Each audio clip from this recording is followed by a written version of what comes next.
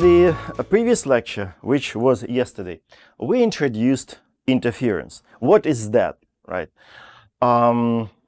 If you have two waves, right, two waves, identical waves. What do I mean by identical? They have the same amplitude and they behave in exactly the same way in space and time. It means that in space they have the same wavelengths, in time they have the same period. Or we can say they have the same wave number and the same angular frequency. So two identical waves, right? But of course sources are different. So in this case, if these waves overlap in a certain region, okay, of course they propagate through the same medium, right? And if they overlap over in a certain region, of course they're going to what is called interfere, right? They're going to interact, or we call interfering. All right, and at a certain spot where crest of one wave overlaps with the crest of the other wave, with the second wave of the second wave, of course at that spot the amplitude of the resultant wave will be doubled, right? Giving us what is called spot with constructive interference. So at that particular spot they interfere constructively. But if you move slightly away, you will easily be able to find the spot where the amplitude of the resultant wave is zero. What happens at that point? At that point, crest of one wave overlaps with the trough of the second wave. Of course, crest over trough give us zero resultant amplitude. So at that point happens destructive interference. And of course, between those spots, you can have something in between where amplitude is neither zero nor maximum, something in between. And then, of course, the whole that space, in the whole space for A, you can analyze every point and you will be able to find that for many points, you can find that constructive interference happens at those points, right? But of course, they're going to alternate. If I start, for example, moving along this line, right, so we will be able to find first constructive, then at a certain distance away destructive, then again constructive, destructive, constructive, destructive, and so on. Pretty much the whole space will be filled with these sort of bright and dark spots of the resultant wave. Right. Okay, and we derived a condition that we need to check in order to identify this or that spot as being identify the spots with constructive or destructive interference, right? So what do we have in this condition? Basically, it's a phase difference of two waves. And equals 2 pi over lambda. It's basically a wave number, right? Then delta r. Delta r, it's a path length difference. It's an additional distance that, for example, the second wave has to cover relative to the first wave to the point which you analyze. Path length difference. Then delta phi naught. It's the inherent phase difference. It's basically initial phase difference between these two waves, right? So it's basically phi 20 minus phi 10. So just subtract the initial phases of these two waves. Okay, so if you calculate that, and if it happens to be integer 0, 1, 2, 3, and so on, all the way to infinity, integers m.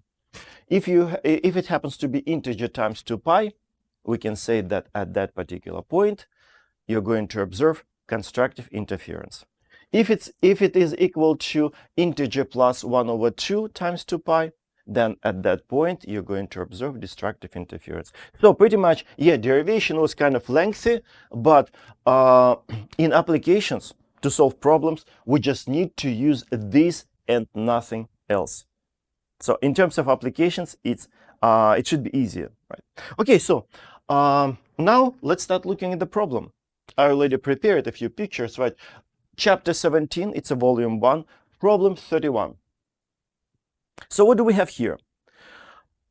Two radio antennas. Radio antenna number 1, radio antenna number 2, right? They are positioned at these spots. Okay, I introduce coordinate system immediately, right? X-axis, Y-axis. And the first antenna is positioned at 300 meters. Okay, antenna producing electromagnetic wave, and this is also producing. So 300 meters, this is positioned at minus 300 meters, right? Okay, and then, and we also know the frequency. Frequency is 3 megahertz. You remember, waves must be identical.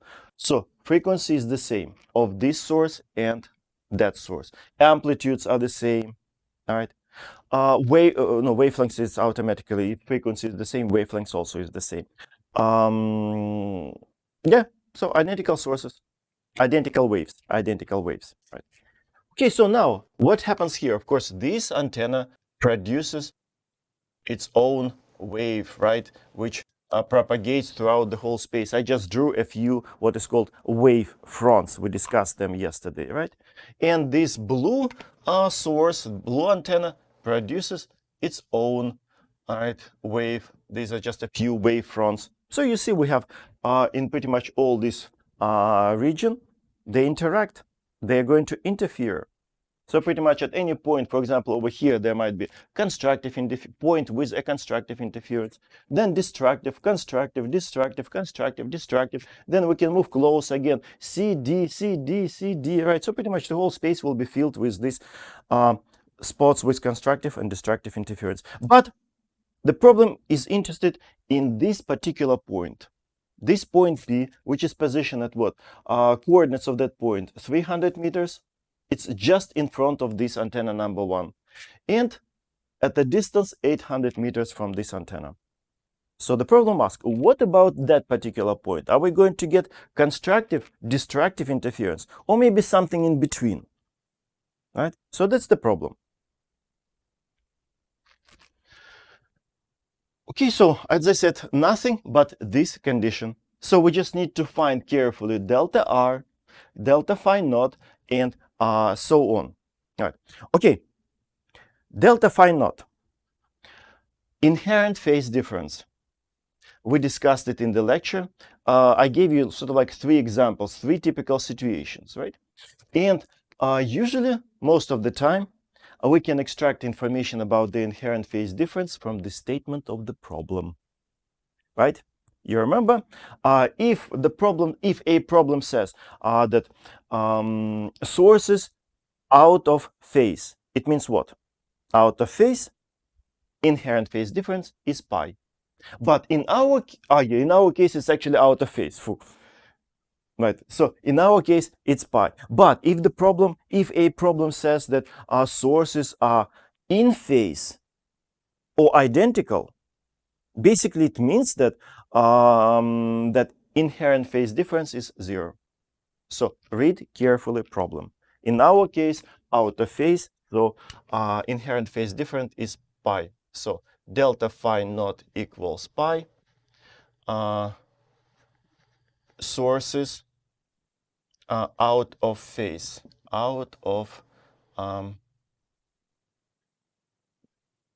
phase, right? So pretty much from this piece of information, we can extract information about the inherent phase difference, pi. So it's easy. But on the final exam, whenever I give a problem like this, that's the major source of mistakes, right? Although we discuss, right, in phase or out of phase, but whenever I give a problem with out of phase condition, still students use 0, delta phi not equals 0, or they just tried to skip it somehow, bury it in the solution, right? Just from the statement of the problem. Okay, then delta R, pure geometry. Delta R, it's a R2 minus R1. That's how we introduce it in the previous lecture, right? So what is R1 and R2? It's a distance, R1, distance from the first source to the point in question. So this is R1. And then R2, of course, this distance from the second source to point P, all right? So we need to find R1 immediately we can see, because this point is directly in front of this antenna. So R1 is 800 meters.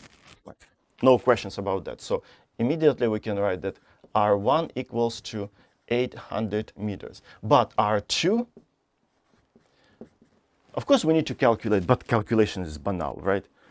This point, this point, this point, it's a right triangle, right? This angle is 90 degrees because that point is in front of this antenna. So we can use Pythagorean theorem, of course, right?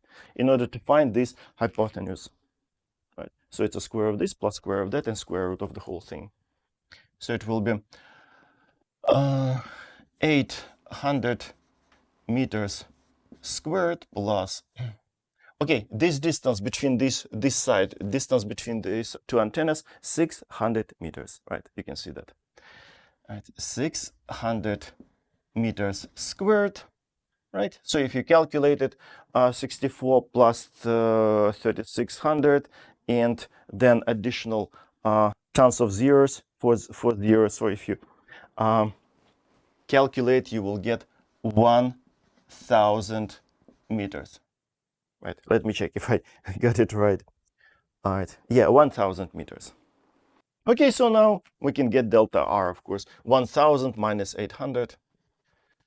1000 minus 800 meters. So it will be 200 meters. So the path length difference is 200 meters. Again, what's the meaning of the path length difference?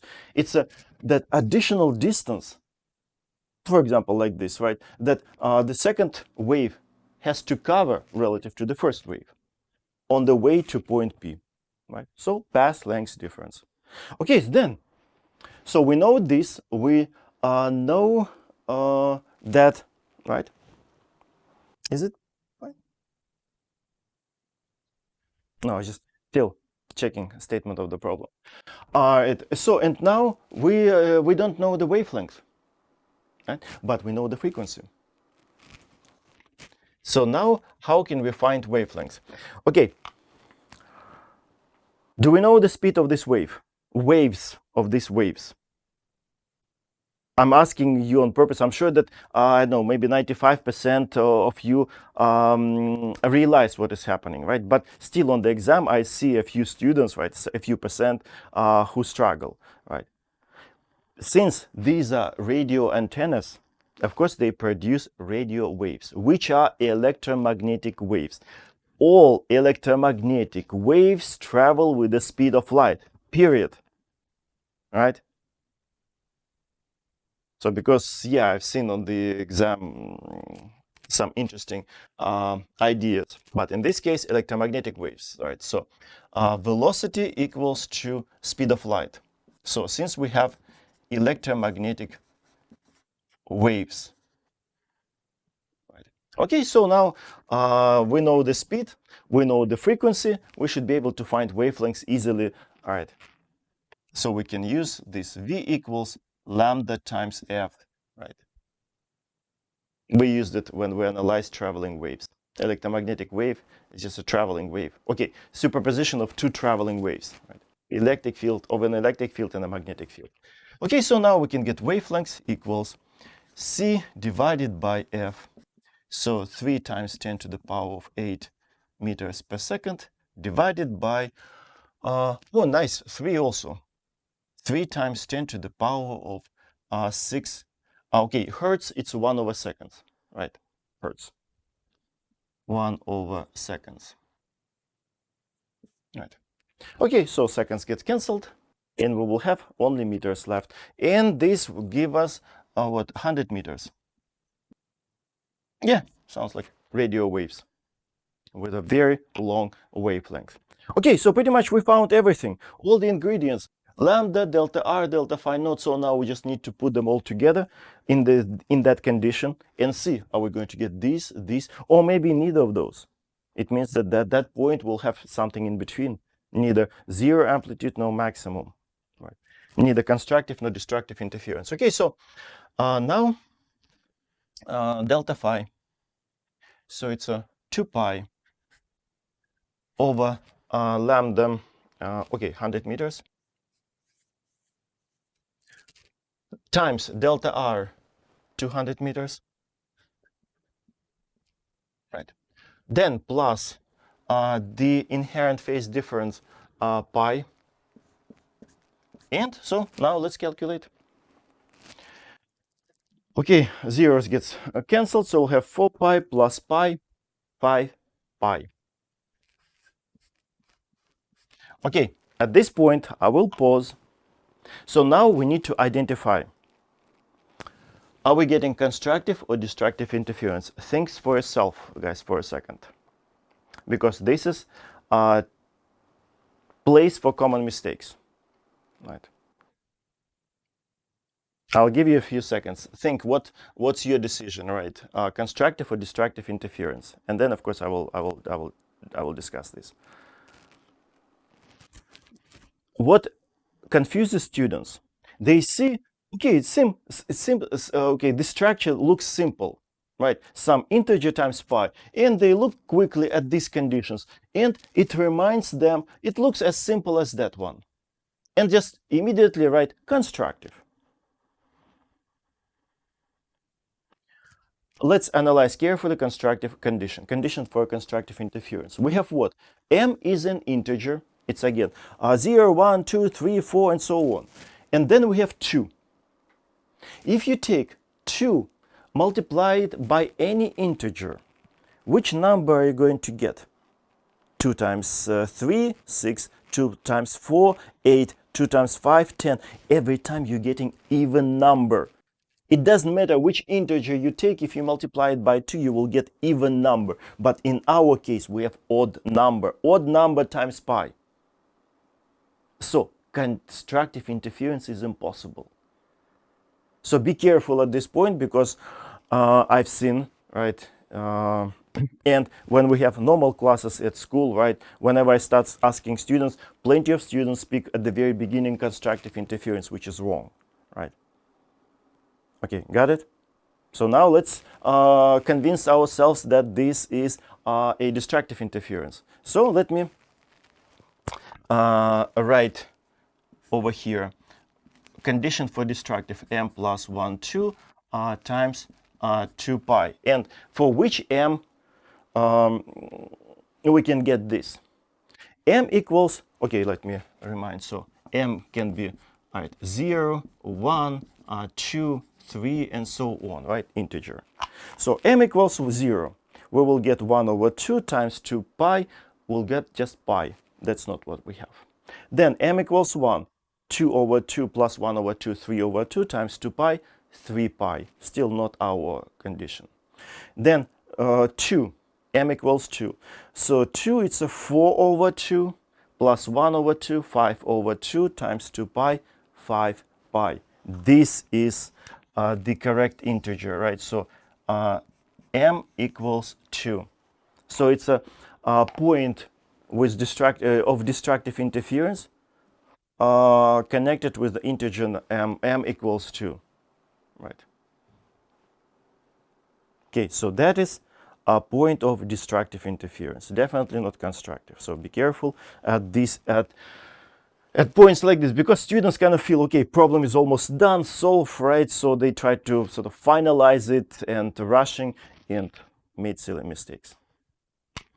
Right, so destructive interference.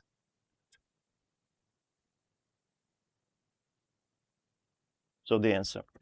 All right, so the answer will be destructive. But of course, if you move, for example, from that point over a certain distance, for example, closer, very soon you will find the spot with constructive interference. If you move it, for example, over here again, after certain distance, you will get point with constructive interference. Then if you keep moving again, destructive, constructive, destructive, constructive, pretty much the whole space will be filled with these sort of dark and bright spots. Okay, so that's the problem. That's how you see it's not that complicated.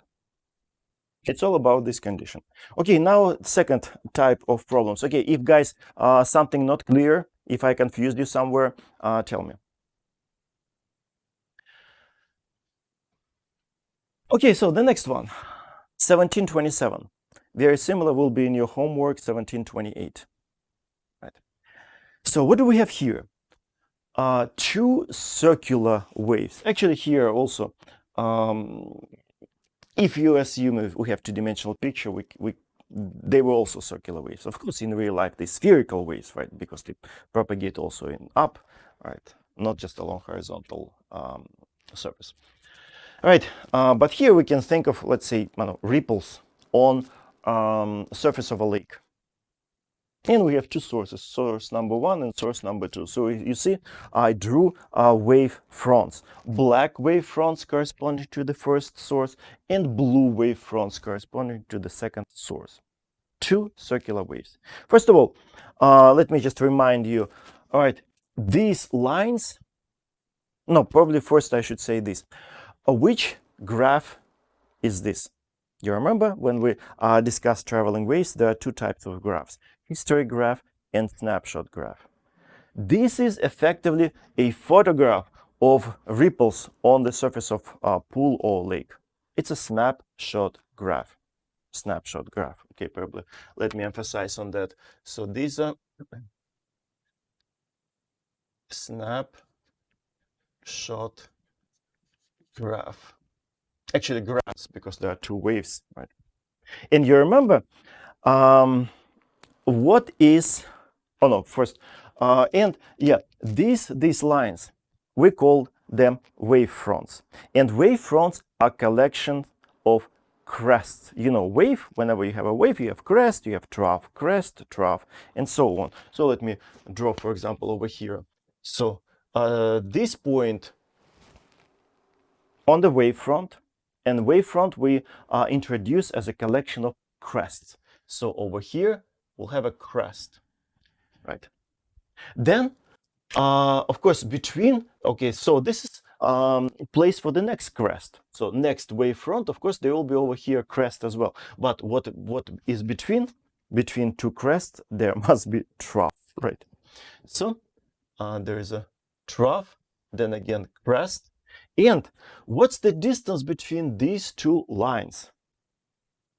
Two adjacent crests. What's the distance between them on a snapshot graph? It's a wavelength, right? Because here we have tons of spatial information. So the distance between crests in a snapshot graph, it's a wavelength. Okay, let me show that. This is wavelengths lambda. Of course, the same wavelengths will be here and so on. Okay, and now let me continue drawing this. So again, will be trough, then crest, and at this point I will stop. You will see why. And the same story I can draw for the blue wave. Because you remember, all these interference conditions were derived assuming that we have two identical waves, the same wavelengths, the same period, the same amplitude, so two identical waves, just sources are different.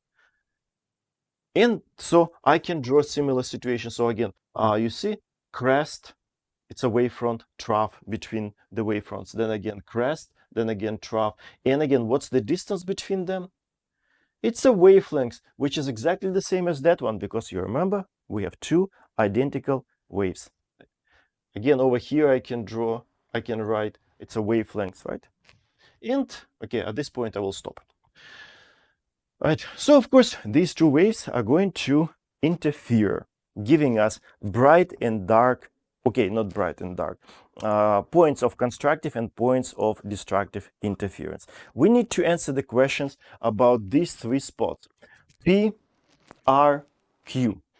You see those red dots. So when you'll have to identify those spots as being constructive, destructive, or something in between. Okay, we're going to use again this condition, right? Again, we will have to find delta R, something say about wavelengths, and the inherent phase difference. So let's start with the inherent phase difference. All right. And in part A, this problem asks, what about inherent phase difference in part A? And that's probably the most confusing part in this problem. That's why I usually discuss it in the lecture. How can we get information about the initial phase or the inherent phase difference or initial phase of the first wave and the initial phase of the second wave? Look, you need to look carefully at the diagram in the book or Mastering Physics. I try to do my best drawing, but still it's not the best drawing, right? Okay, look, if you look at the diagram in the book, you will notice that this distance between, you see this black wavefront, is exactly the same as the distance between the source and the first wavefront. So this distance, and of course that distances, they are all the same. Again, carefully look at the picture. It means what? Let me continue drawing this wave. So again, you see we have crest, trough, crest, trough, crest. And now, since this distance is the same as that distance, what are we supposed to get at the source? Crest or trough? So again, this distance and that distances are the same. So if over here we have crest, it means at the source we must have also a crest. Maximum value of maximum displacement, right? So this basically, again, distance, wavelength. So at the source, for source, we have a crest. So let me draw for the first source, source 1, we have something like this picture. If I draw a snapshot graph, sort of like a cross section, you have this. Right. So this is the source 1, and this is, okay, this is position of this wavefront, right? And then I can draw the second wavefront. So basically we have what, which function? Cosine function, right? So pretty much I just drew this part of this wave, right? So we have a cosine function.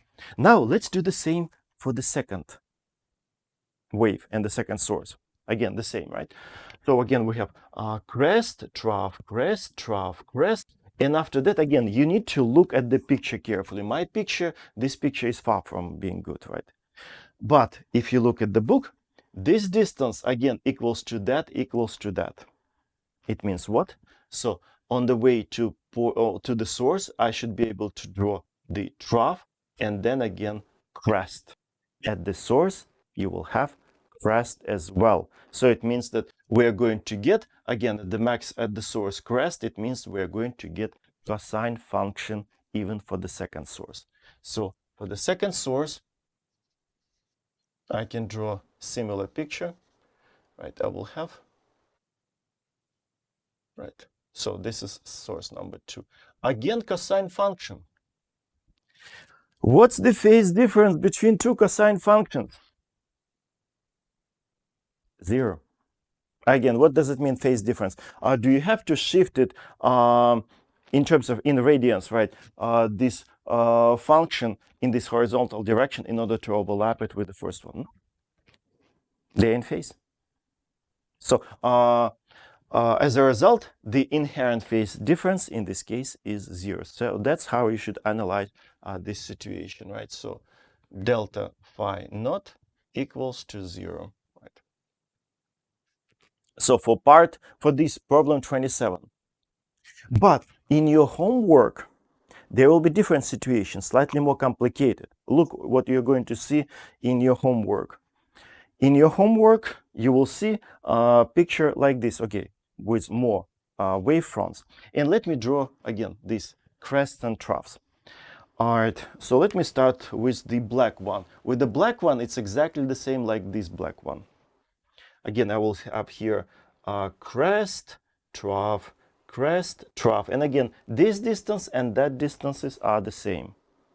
So it means that at the source, I'm going to have again crest, right?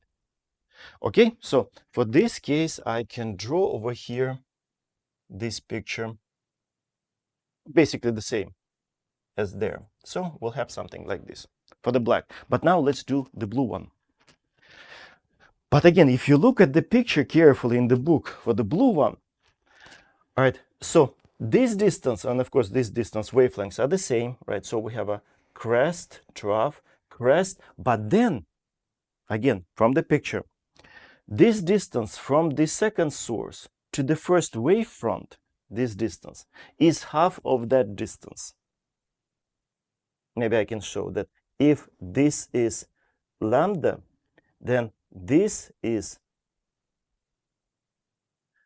lambda over 2. It means what? It means that, okay, if we have here, not if, since we have here a crest, but now the distance only half a wavelength, it means that we should be able to get only to the trough.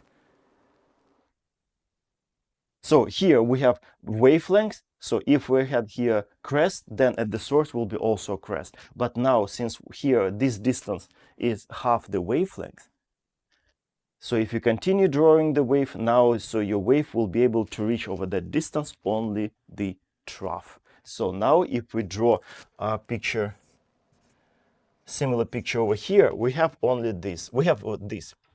All right, so we have a trough and then crest and so on. So here we have cosine function for the black wave, but for the blue wave we have minus cosine function. So this is minus cosine function, and this is cosine function. So what's the phase difference between these two waves? Pi. It's a high school stuff, right? Delta phi naught in this case is pi. So that's for the problem 28. So be careful. In the problem which I will continue discussing, inherent phase difference is 0, but for your homework it will be pi. Careful, right? Because if I don't discuss this, like in the past when I didn't discuss, lots of troubles. Students had lots of troubles, right?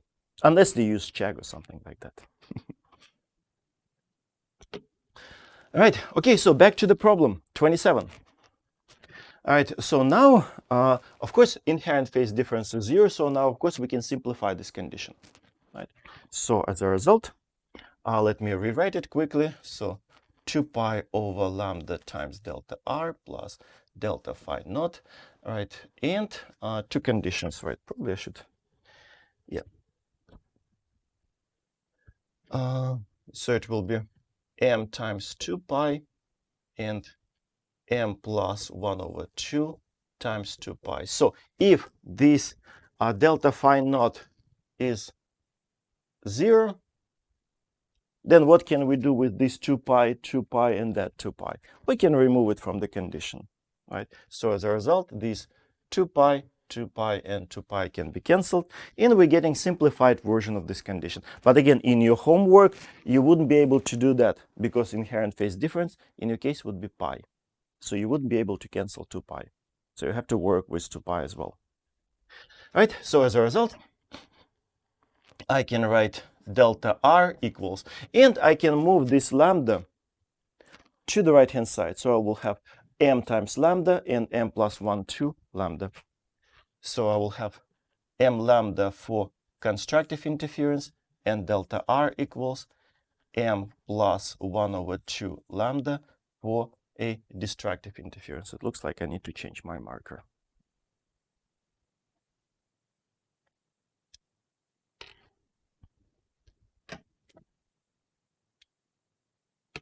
So now these are conditions which we need to use, right? And back to our points. Now we need to construct the table like this.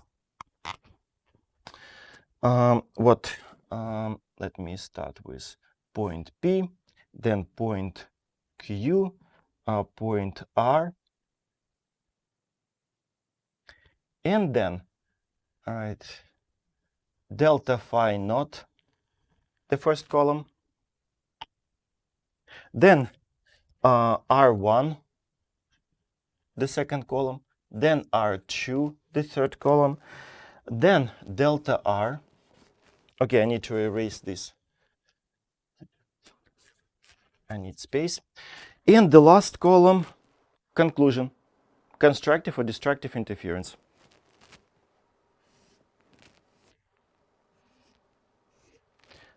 C or D. So let's analyze those three spots. Point P. Let's start with point P. Delta phi naught, of course, in our case is 0. So let me write that down. So 0, 0, 0, right? And that's why it is called the inherent phase difference, If it's 0, then it doesn't matter which point you discuss, it will be 0 for everyone, for every point. Or like in this case, if it's a pi, it will be pi for every point. That's why it is called the inherent phase difference. Then now we need to find R1 and R2, and let's write them in terms of wavelengths, because we know what is wavelengths. Wavelengths is the distance between adjacent wavefronts, right? Okay, so now let's start counting those number of wavefronts.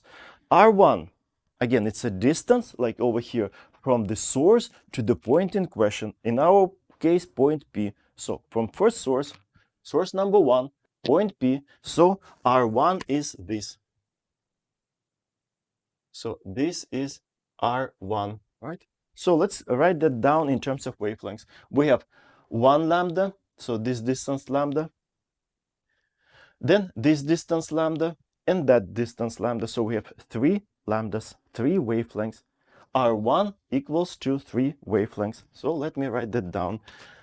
So it will be 3 lambda. You see, we write everything in terms of lambdas now. Then R2, of course, R2, it's a distance from the second source to the point in question. So this is R2. Again, let's write it in terms of lambdas. Again, my picture is distorted. This distance is kind of larger than it should be, right? But 1 lambda, 2 lambda, 3 lambda, 4 lambdas, 4 wavelengths. Right, so R2 is 4 lambda. Okay, so now what is delta R? Subtract them, look at the absolute value. 4 lambda minus 3 lambda, it's a lambda. And now look, which condition do we satisfy? Delta R, in our case lambda, and of course it's a constructive interference, m equals 1. Of course we cannot get lambda out of the second. Right, so it's a constructive case. At point P, we have constructive interference. Now let's look at point Q, this point. Okay, I'm not going to draw R1 and R2 because now you know what is R1 and R2.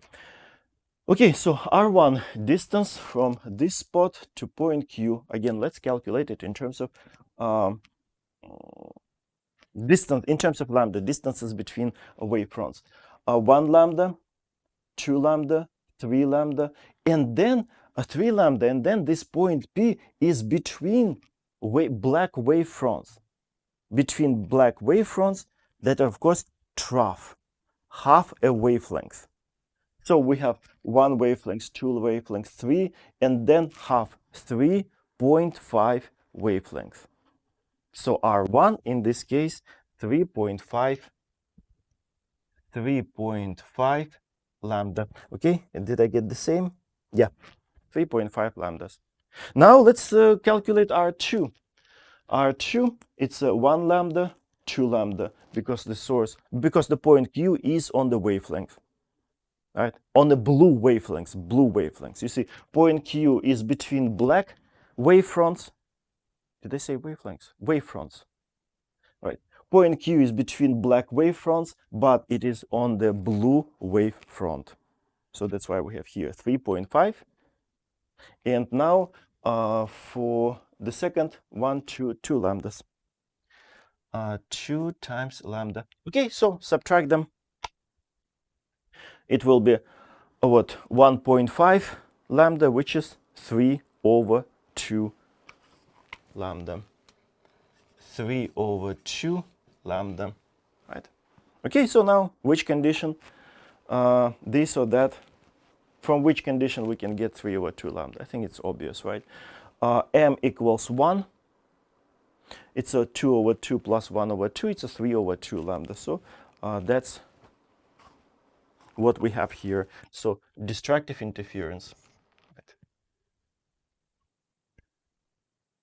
But of course, in your homework, you will have to analyze this condition, initial, original, because delta phi naught is not 0, pi. In this case, yeah, we could simplify it for this, but in your situation, there will be pi. You will calculate delta R in the same way. Lambda can be cancelled, right, every time when you calculate delta R, and you will be able to identify constructive or destructive interference. The last point R. You see point R now between wavefronts, between blue wavefront and between black wavefronts. All right, so R1 will be 1 lambda, 2 lambda, and then half. 2.5 lambdas. All right, 2.5 lambda. And then R2. R2, it will be 1 wavelength, 2, 3.5. 3.5 wavelength. 3.5 lambda. Again, subtract them, you will get just 1 lambda. So 1 lambda. Our condition, m equals 1, constructive interference. You can even get to the final result even much faster. Look, guys, what do we have at point P? We have point P is on blue wavefront, basically on a crest of blue crest, and on a black wavefront, again, crest of black. So we have blue crest over black crest. So if we have crest over crest, you can tell immediately, of course, amplitude will be doubled and you're going to get constructive interference at this spot, right? So it's much faster. What about now point R? No, the second was point Q. Point Q. You have a wavefront going through point Q, so it means we have blue crest at that point. But in terms of black wave, it's between crests, so it's a trough. So we have blue crest over black trough. Crest over trough, complete cancellation, destructive interference. That's what we have here. And now point R, it's between wavefronts, between blue wavefronts and between black wavefronts. It means that it is over there we have black crest, not crest, black trough over blue trough. Constructive interference. It doesn't matter if you have crest over crest or trough over trough. Both of them give you constructive interference, right? You need to have crest over trough in order to get destructive, in order so that the wave can kill each other, distract each other. Okay, so that's what you will have to do in your homework.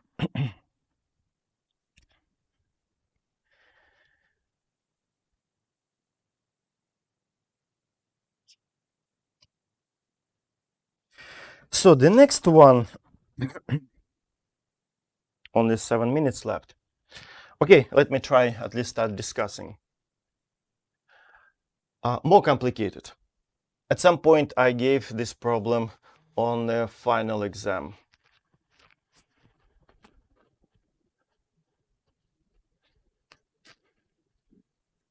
So what do we have here? It's a problem not from the book. So I can put just a bullet. Right. And we have 2 speakers. Right. Okay, let me use one marker.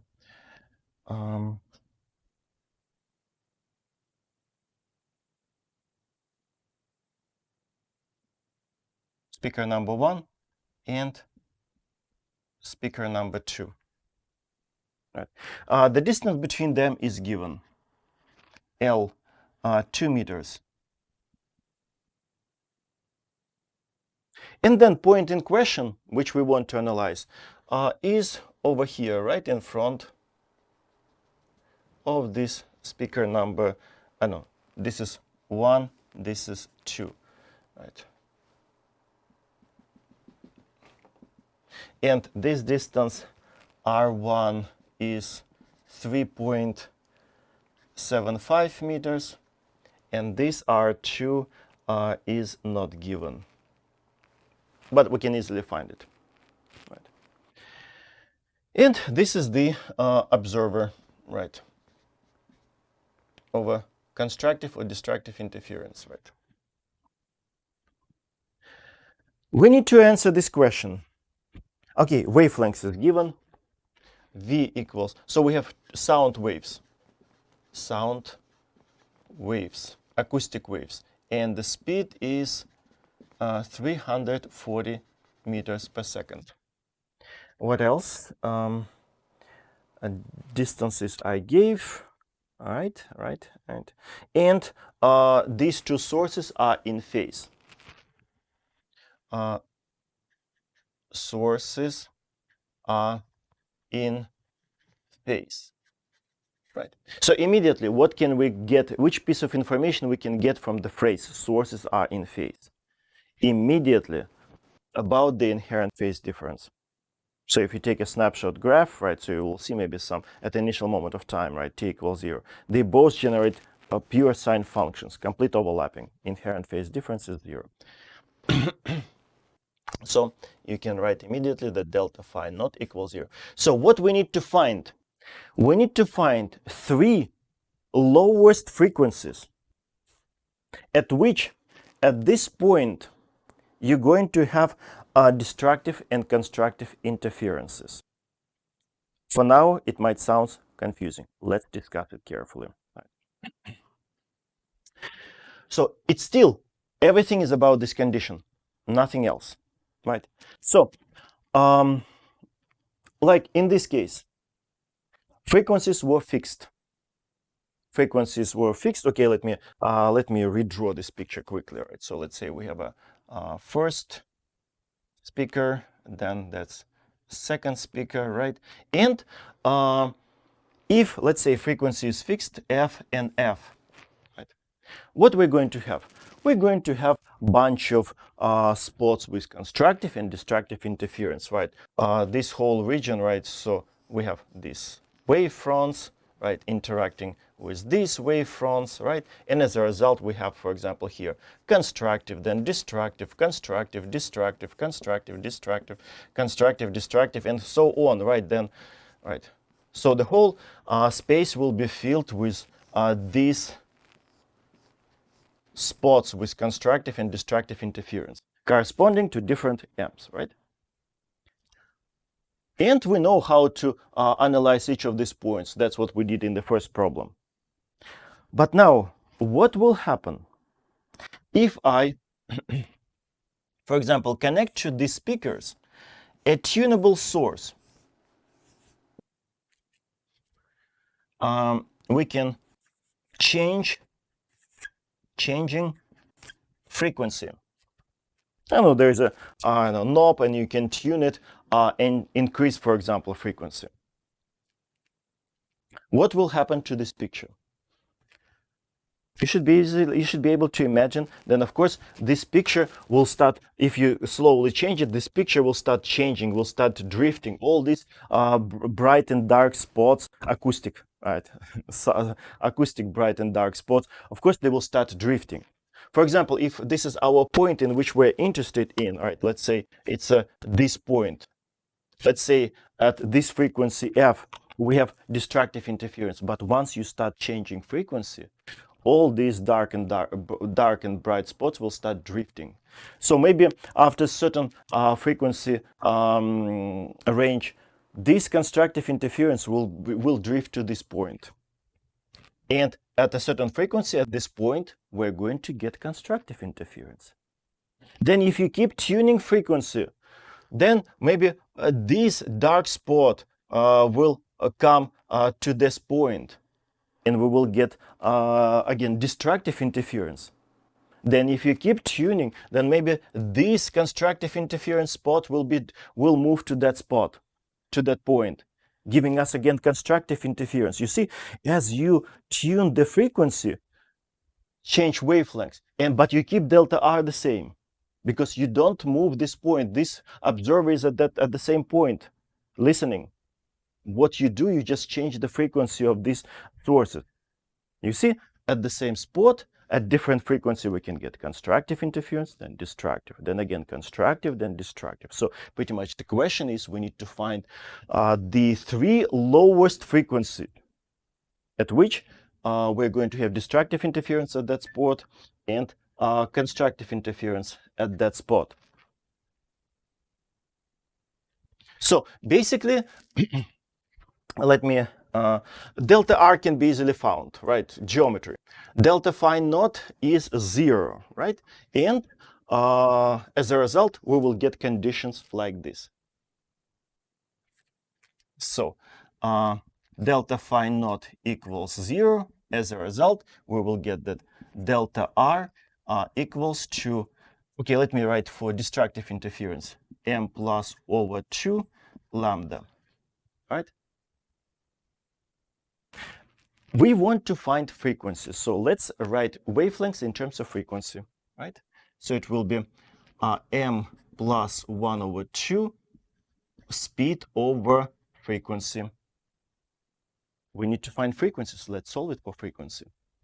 So f will be equal m plus 1 over 2 v divided by delta r.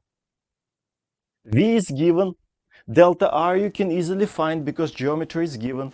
And you see now v is given, delta r is basically given. And now, but m 0, 1, 2, and so on. M equals 0, 1, 2, and so on, right? So when m equals, so frequency depends on m. Let me put a subscript m. So now when m equals 0, you will get the lowest frequency at which we're going to get destructive interference, because this is for destructive, right? When m equals 1, you will get frequency at which you're going to get